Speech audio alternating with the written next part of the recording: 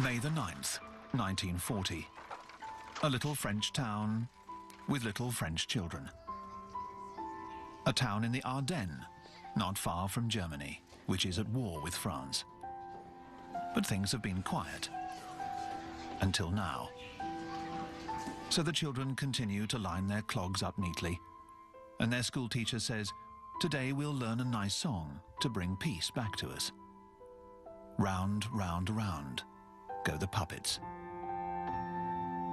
This will be their last class.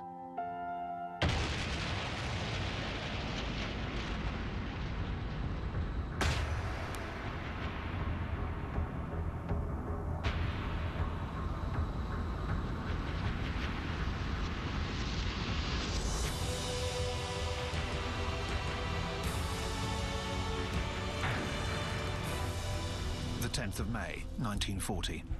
At 5:35 a.m., the Germans unleash their offensive.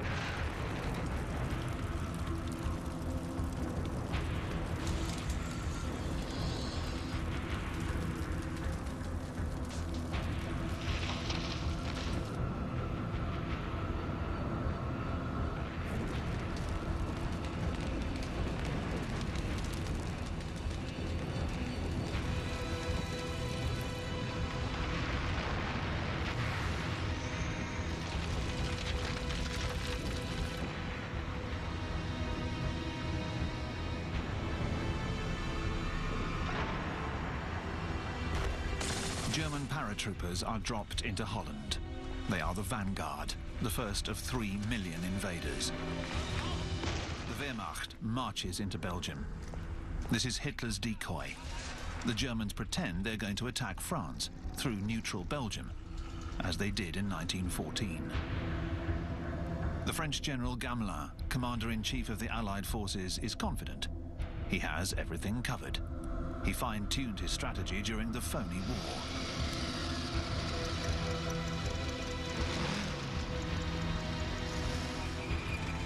Gamelin moves his best motorized divisions, the elite of the French army, into Belgium, along with the entire British Expeditionary Force. These are fighting soldiers with true grit. They will stop the German advance through Belgium. But Hitler, in his headquarters, is gloating. His decoy worked. He exclaims, "I could weep for joy." He instructs Field Marshal Goering, who commands the Air Force, not to bomb the French columns, to let them proceed deep into Belgian territory. And he attacks them from the rear. His real offensive will be through the Ardennes. According to the French High Command, no tank could ever get through those densely forested hills. But nothing stops them, except their own traffic jams.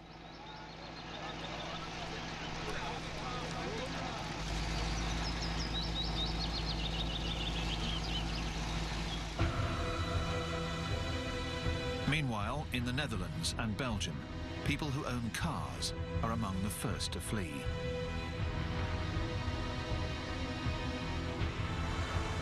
Everyone is suspected. A so-called fifth column is feared, spies working for the Nazis. The Germans continue their diversionary tactics, invading Belgium with specially trained airborne forces.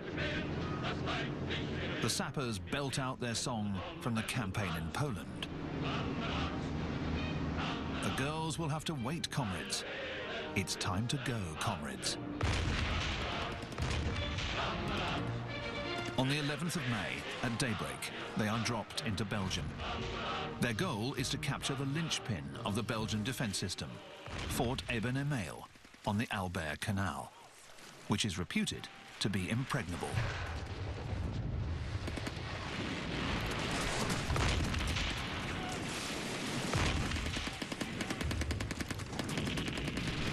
An intrepid German soldier heaves himself onto the top of a turret with a load of explosives.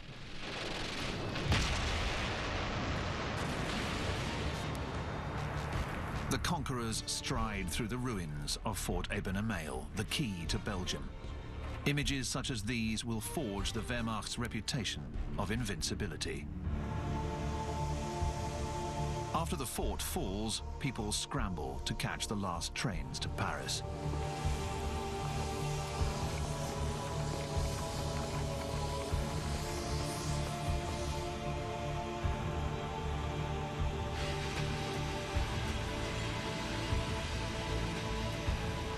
In the French capital, the Red Cross is swamped.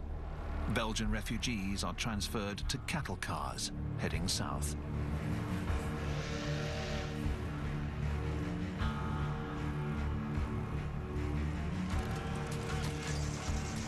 As the Germans enter Liège, panic grows and spreads.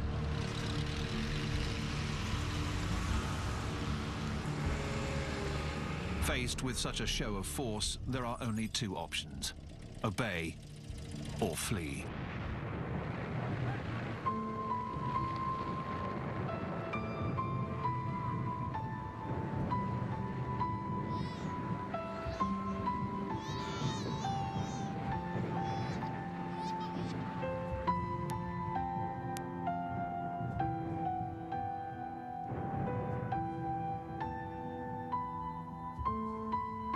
Many of the refugees are people from the countryside. As in many times in history, farmers have always been the last to flee, loath to abandon their crops and their animals. The great Belgian poet Emile Verhaeren wrote, "The people around here have nothing at all, nothing before them, but the endlessness of the open road. The people who work the fields, the people around here, have only endless misfortune."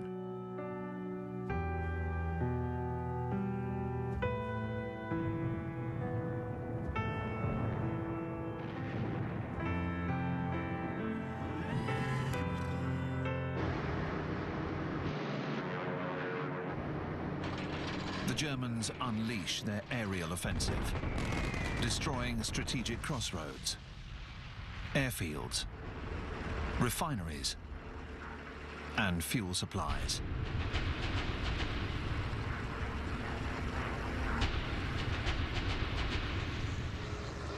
Cities in northern and eastern France are bombed.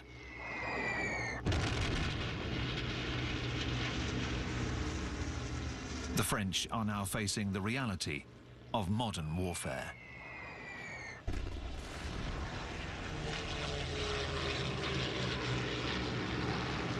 In the Netherlands, the port of Rotterdam is ablaze, the result of a German terror bombing raid, like the one in Warsaw.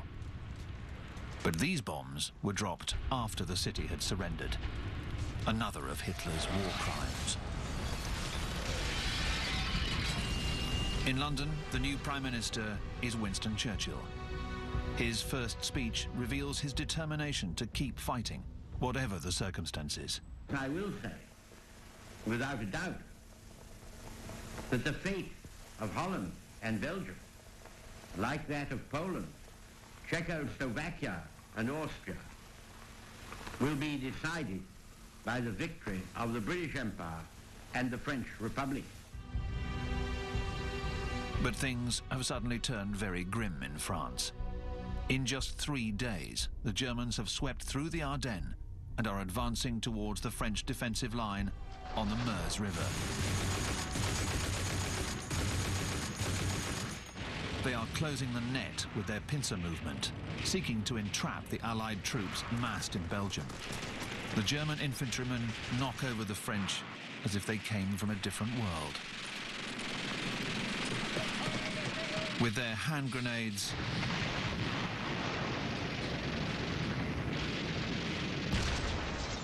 machine guns, and with their sleeves rolled up, they take the town in 1 day. Sedan, the key to the Ardennes, which was already terribly marked by the French defeat in 1870. But the real obstacle for the Germans is the Meuse River. On the night of the 13th of May, they bring in beams to build bridges. The French fight back. But the Germans neutralized the French artillery, and the next morning their sappers finished the bridge, galvanized by their general, Guderian, a 52-year-old Prussian, a great armored warfare strategist, using tanks to strike with force, daring, and speed. The Blitzkrieg, or lightning war, should not give the enemy time to react. First, the tanks, followed by infantry, and backed by aircraft, especially the Stukas. The Stukas, dive bombers equipped with sirens. Resisting the intense pressure of the descent, their highly trained pilots released their bombs at the last minute with lethal precision.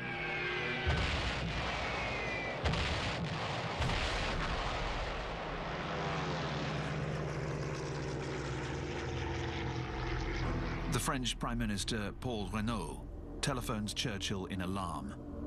"We have been defeated. We have lost the battle." The French generals are at a loss. They are unable to react to the situation. With the Allied forces tied up in Belgium, how can they stop the Germans from advancing?